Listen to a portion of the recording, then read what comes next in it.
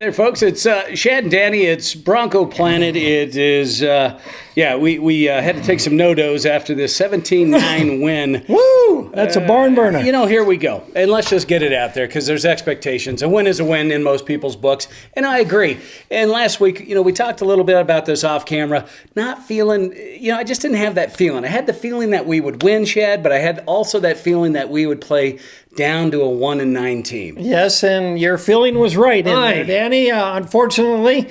So, hey, you're right, though. Hey, we're going to Kansas City anytime. If you follow the Broncos Tough for place as long as us guys have been watching it, man, it's always great to get that win in Kansas City. But, boy, was it sloppy. It was boring. It was uneventful. And slowly but surely, the Broncos, who are winning, right, 8-3 now. But, you get this feeling watching the game today. Thank goodness you're not playing Green Bay. Thank goodness you're not playing the Patriots. You would have gotten killed today against a good team. Something, I think you bring up a great point. When you look at some of the elite teams, and you're talking about a complete elite team, do you think a team like New England goes into Kansas City today and inks out a 17-9 win? No. They go in there and stomp the crap out of them. That's what, and that's kind of one of my bones to pick with the Broncos right now. Is it's just they have not reached that elite level. We're 8-3. That's great. We love we certainly love that fact. But they have not put that confidence in me and you and for a lot of you out there that they have actually achieved that elite team status. Yeah, exactly. And I think that's different. We saw New England play earlier in the holiday weekend. They're up 28 points, and that they keep passing. They keep going for the jugular. That's what they do. And I don't know if it's taught through John Fox's methodology of football. I don't know if it's Mike McCoy. I don't even know if it's Peyton Manning, who at times, I know he was calling the plays. Like that pass to Demaryius Thomas at the 1-yard line. Who cares if he even catches it? It's likely going to be a safety at most. It's 1 yard. Why even throw that thing? Right. And so we've got to figure out how to take it to that next level. Here, and those Tebow fans haven't gone away, right? They are laying in the bushes, waiting to attack. And if Denver Broncos don't get further than the second round of the NFL playoffs, it was a lot more offensive points. It was a lot more yards. It was more polished. It was more traditional way of winning football games. Right. But if you can't get past the second round of the playoffs, we spent $14 million on Peyton Manning. We've got to get better. You're looking for the Broncos to start peaking before the playoffs, and they're actually stalling and getting a little worse. Well, and that's, it's on one hand, we've got, other than the Baltimore Ravens coming up, obviously we have Tampa Bay next week. No, it's no walkover. But the Broncos schedule, according to the NFL, is the easiest from here on out until it's playoff time. Is that necessarily the best way you want to go into the playoffs, beating on people that aren't exactly challenging you on the field, on the offense or defensive side of the ball? It's nice that it's a little soft in years past. Generally, we usually get the short end of the stick when it comes to scheduling. But next week's a very good example. Tampa Bay is a very good football team. Yeah, Denver has got to get it together. I think next week is when you've got to go forward and get tougher. You got to be more dominating. And Peyton Manning, really, 2 games in a row, he hasn't gotten over 300 yards passing. The game before that, against Carolina, 301-yard passing. Right. And his quarterback rating today was something like a 90. That is not going to be the NFL's leading quarterback at the end of this week. He's going to drop down. And speaking of dropping down, Von Miller, and I know part of it was to pull him back because I saw a lot of plays where he wasn't rushing the quarterback. But Von Miller, 2 tackles today, which, and you see a guy like, he's going up, J.J. Watts and him head-to-head for a Defensive Player of the Year. He goes off this last weekend, passes Von Miller, and then we sit and prevent defense. And I saw the Kansas City Chiefs doing what the Denver Broncos did last year. How do you run the ball? How do you grind it out? You don't got a very good quarterback in Brady Quinn, so how do you hang around? And that's what they did. And, luckily, they didn't have a Tebow to bring them back. Yeah, exactly. And, I don't know that the Broncos have seen a run offense.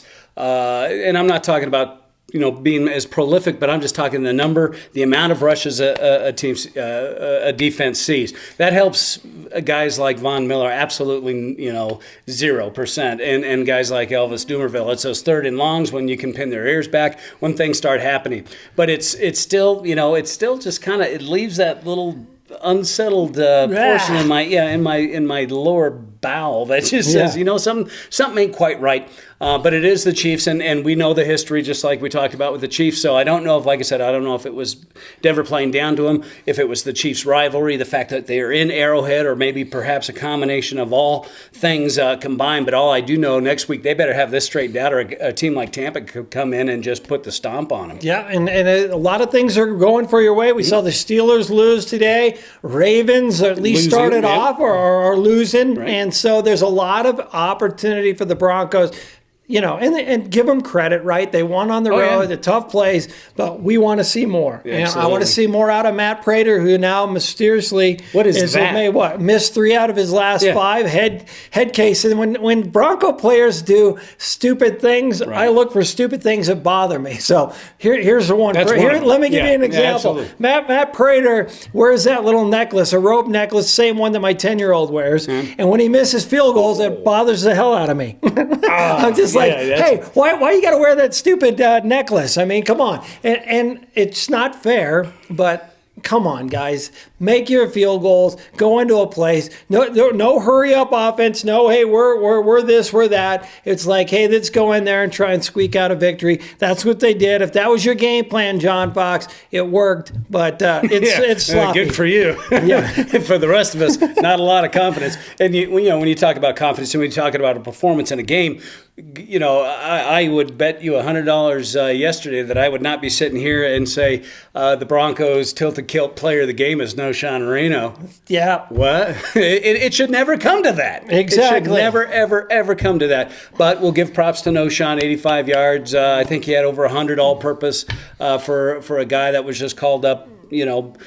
Let's just touch on Sean here real quick. Former first-round draft pick relegated to where, Shad? Practice squad. Practice squad. And rightfully so. Yeah, and rightfully so. And, something you don't read a whole lot in the papers, that's a pretty big pill to swallow on Sean's part. And he did. He comes back, contributes, and but the point still is that we're giving a game ball to him. You can give him a game ball, but if you give him the game ball, expect a little. You have to. A little dance from him, like he did when he got a 4-yard carry again today. Right. Some things. Sean, act like you've been there before, and you may start getting more respect from the fans. Okay. All right, buddy. So anyway, he didn't turn it over. No. Decent game. I know we're critical. You would think that the Broncos lost with their attitude, right? But we expect this, and this is what we got. This is what we got. That's where he's.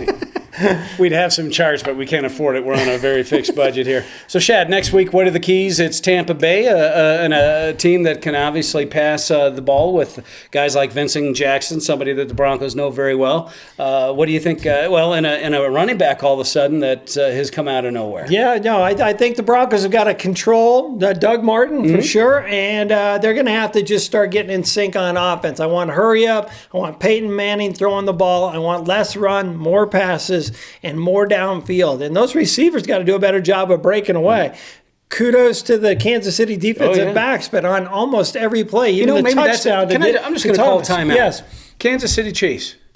Well played. Yeah. I mean, and we should have probably said that in the beginning. Oh, the Broncos playing so crappy. Perhaps they played that well. Maybe that's what we overlooked. And kudos to you. Another quick kudo, real quick, because I know you've been a little hard on him the past couple of weeks. Champ Bailey shutting down Dwayne Bowe today. Yes, he did do a good job on him. And anytime you can hold a great receiver, they've had some good matchups in the past where Bowe's gone crazy and had over 100 yards. And then the one game a couple years ago where he got 0 receptions. So, yeah, Champ Bailey did a good job. Overall, didn't really see DJ Williams at all today. And Raheem Moore actually had a pretty solid game. Right, which is something, again, not spoken very much. So we need to stop Doug Martin. We talked about that. Obviously, putting pressure on the quarterback is the big deal. Getting their offense either A, from behind, or B, playing third and long, second and long, forcing them into that pass, because Denver right now, I think, it is almost best in the league when it comes to pressure and putting pressure on a quarterback in a long situation, which good things can happen. Turnovers, sacks, fumbles, those types of things. But, I think if anything Kansas City showed today is if you decide to run it down our throats, play after play after play, the game's going to be tight. It's going to be tight, and that's what we got. And thank goodness Peyton Manning was able to come through somewhat near the end, and we got a victory. So let's go celebrate. Whoopee! Yeah, and that's I wish I had a handful of confetti because that's about all you're getting out of us this week. All right, well, that ought to wrap it up for this week's show. Hopefully, Chris and I will be joining you a little bit later this week, and we got some monkey prizes to give away. We're not in the spirit after a crappy win like that to give anything away. But isn't that terrible? Last year we were searching for wins, it seems, and here we are pissing about a win. We've got to do better, but we have gotten all your suggestions. Our inbox is full of things that you're thankful for. We got 3 prizes to give away, so make sure you tune in on Thursday, and we'll announce all those winners. You know where to catch us: Facebook, YouTube, Twitter, at the mall, in the gym, behind. I don't know. At the Dunkin' Donuts, mostly. We'll see you next week.